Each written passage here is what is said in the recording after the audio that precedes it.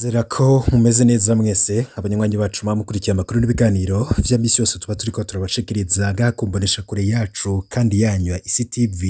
Uyu n'umwanya w'amakuru agezweko ariko aravugwa cane ngaha mu gihugu c'u Burundi.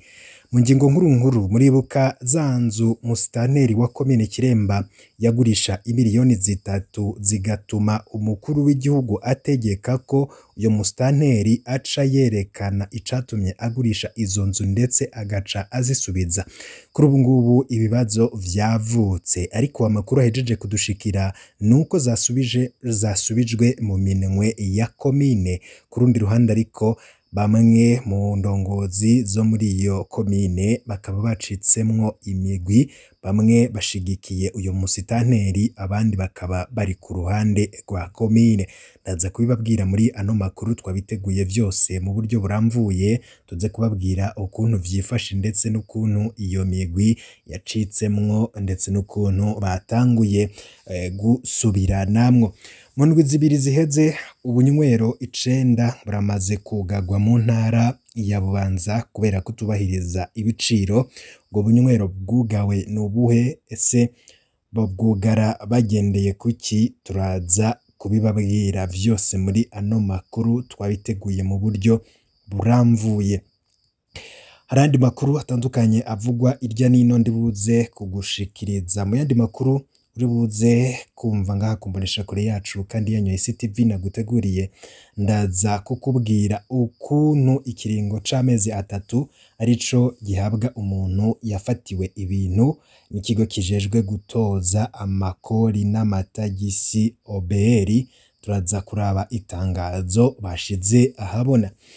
Mu yandi makuru ndibuze kugushikiriza, bantaho nikora n'abagendana ubumuga bagera kuri 70% nibo bitura ubushikiranganje bujejwe gushigikirana kugira bubafashe baba mu makomine ya Ntahangwa no mu gisagara ca Bujumbura. Turaza kuraba ico umuyobozi mukuru wajejwe gisata co gusubiza mu zabo abaziteshejwe nibiza akaba yavuze kuri uno wa gatanu. Hari ivyo yatangaje navyo turaza kubikurikira muri ano makuru twabiteguye. Ari nandi makuru menshi avugwa irya nino ndibuze kugenda ngushikiriza. Mu ntara ya Kayanza hari abantu 5 bamaze gutogwa ko umugira w'ikiza ca COVID-19 mu ntara ya Kayanza kuva mu kwezi kwa 4 gushika muri uku kwezi kwa Mukakaro. Muri bo hakaba harimwo 2 bakize, abandi 3 baracari ku miti. Muganga arongoye intara y'ubuvuzi co kimwe na buramatari w'intara ya Kayanza bakaba basaba abanyakayanza kongera gukurikiza ingingo zose zafashwe n'ubushikiranganji bw'amagara y'abantu. Twinjiye mu makuru mu buryo buramvuye, tuyatangurire kuri za nzu zateje ibibazo bikomeye cane. Nkubwire ukuntu bimeze. Za nzu umusitanteri wa komine Kiremba yagurisha imiliyoni 3 zasubijwe mu minwe ya komine, ariko nyuma yaho havutse ibibazo. Ubuheruka twabamenyesheje inzu bivugwa ko zubatswe ku miliyoni 104 z'amafaranga y'amarundi zikagurishwa imiliyoni 3 gusa, maze umukuru w'igihugu asaba ko ubwo buguzi buhagarikwa nk'uko twari twabibabwiye. Kuri uwa 16 Mukakaro 2022 Emmanuel Ntaconsanze buramatari w'intara ya Ngozi ahejeje kugenzura izo nzu zibiri akumviriza na Nkurunziza Clement yari yaziguranya na parcelle, yagize ati koperative Akanovera yarasamaye, ariko kandi mu kugura izo nzu habayemwo amahinyu, izo nzu zisubizwe komine Kiremba. Kuvyerekeye ishure rya Butare muri iyo komine nyene ya Kiremba ahavugwa ubunyonyezi bw'imifuko 800 y'isima, musitanteri Sebigo Pascal yasiguye ko imifuko y'isima irenga 800 yajanywe kubakishwa ku mashure, ku biro vy'amazone ndetse no ku zindi nyubako rusangi, ariko ngo nta rupapuro na rumwe rwerekana aho iyo sima yagiye n'uwayakiriye gusa Musitanteri Sebigo Pascal akavuga ko yakoresheje kwizera abo yayihaye kandi bagakoresha iyo sima. Buramatari w'intara ya Ngozi akaba Buramatari w'intara ya Ngozi, umushikirizamanza wa Repubulika, indongozi zitandukanye mu ntara akaba ariho bari kugira bumvirize insiguro za Musitanteri. Buramatari akaba ahamagarira abanyagihugu bose gushira inguvu hamwe babandanye bubake kandi baheraheze izo nyubakwa, ariko hakaba havutse ikibazo.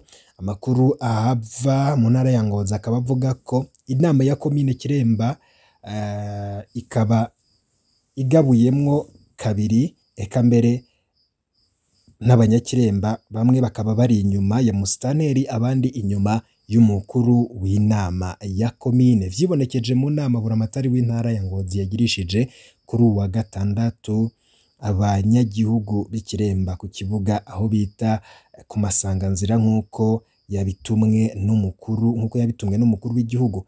Inyuma y'imibonano itandukanye, inzu zari zagurishijwe bidaciye mu mategeko zasubijwe mu matungo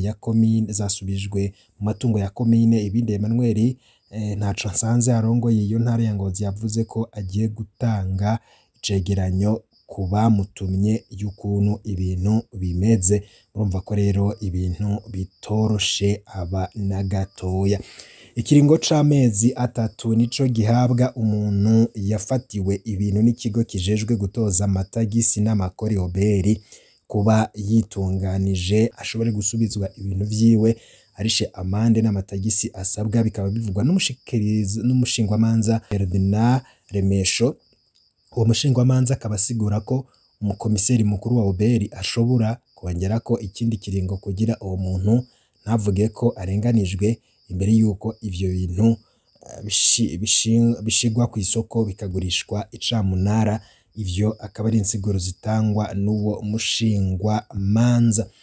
Uracakurikiye amakuru kuri ICTV mbonesha kure imwe rudende ibashikiriza amakuru abavugwa irya nino.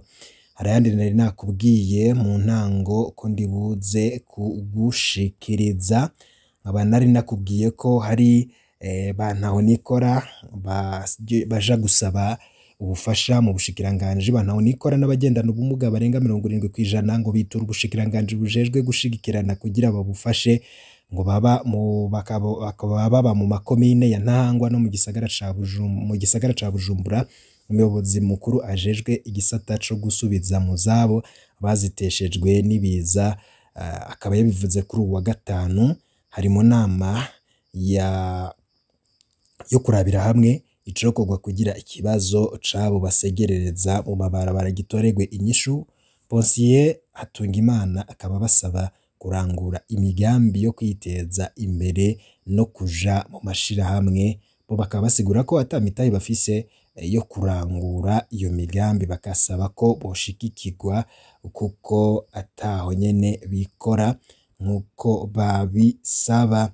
Abantu bamwe n'abandi bakaba bavuze ko iyo ngingo yo gukura abo bantu mu mabarabara yofatwa, ariko leta yategekanije n'ukuntu abo bantu bofashwa mu buryo bwo kubashigikira kugira ntibaze basubire mu mabarabara nkuko baba bagiyeyo nyene ari uko babuze uko babaho canke babuze ivyo kubatunga.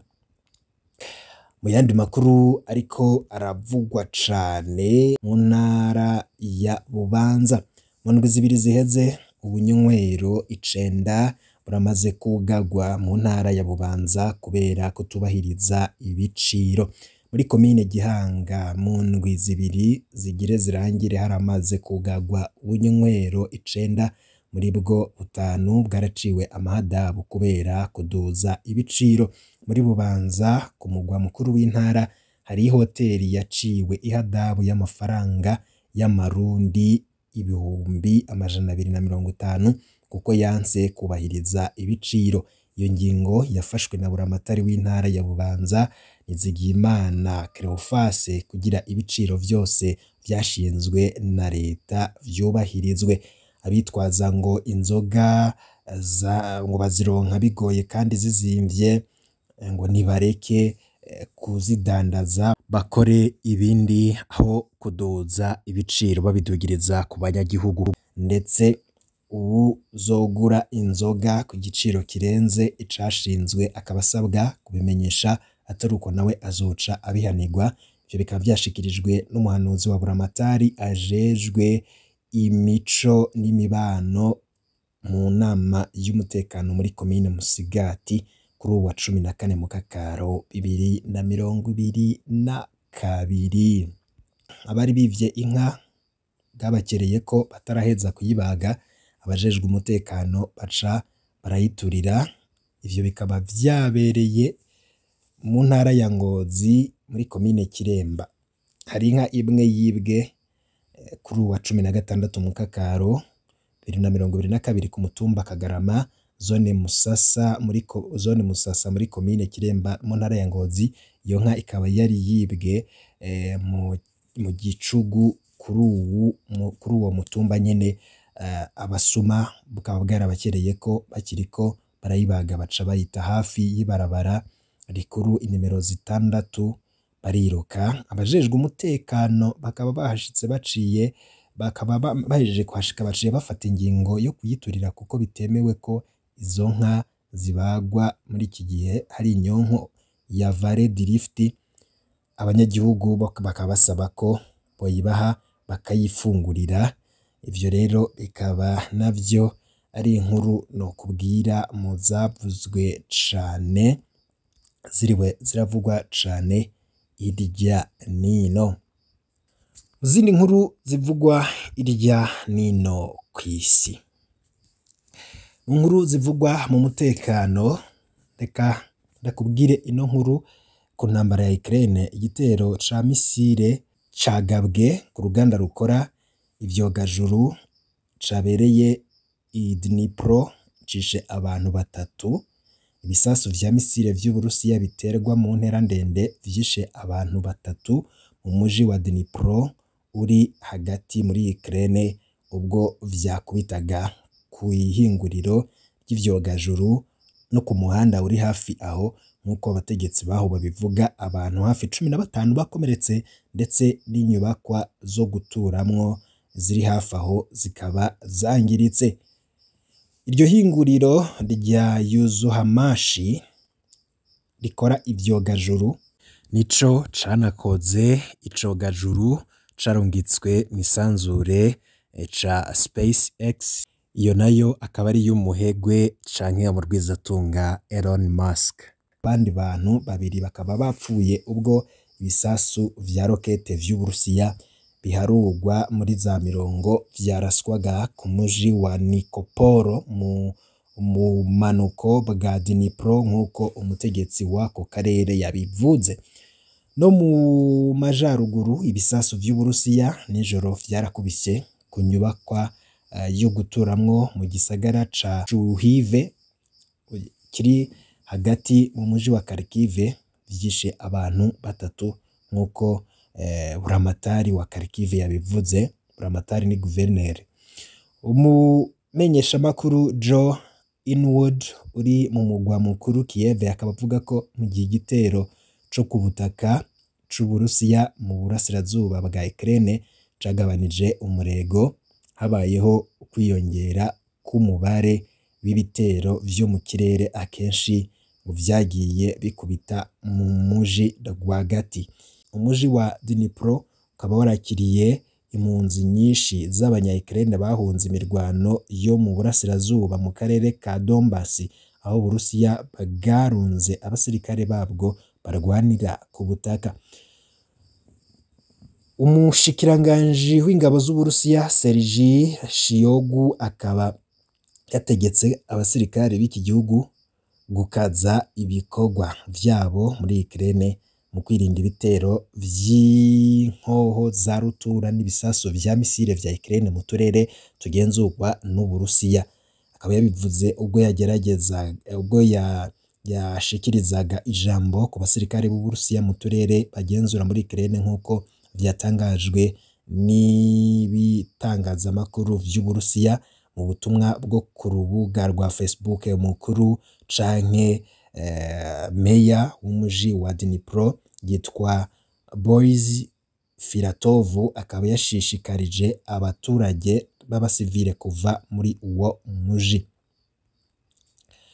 Kuwa kane igitero c'igisasu ca misile kiraswa mu ntera ndende c'Uburusiya cishe abantu batari munsi ya 23 gikomeretsa abaharugwa muri za mirongo mu muji wa Vinistia nk'uko abategetsi ba Ukraine babivuze. Uyu muji ukaba uri mu majepfo ashira uburengero bwa Kiev kandi uri kure cane ku rugamba rw'i Donbass kurusha umuji wa Dnipro. Igisirikare ca Ukraine kivuga ko ivyo bisasu vya misile vyarashwe n'amato yo munsi y'inyanja azwi nka inyanja ya Black Sea. Igisirikare nanone cavuze ko ivyakubise ku muji wa Dnipro vyavuye mu ndege zirasa ibisasu zagurukiraga hejuru y'inyanja ya Caspian Sea. Ivyo ni bimwe mu vyavugwaga hirya nino banywanyi bacu mumenyesha makuru bitandukanye. Wifuza kurajo mambere bashikirwa n'amakuru n'ibiganiro vyacu, fyonda kuri subscribe twashaka inkareka gushikira mambere bihe vyiza kuri mwese nivyo ndabipfurije.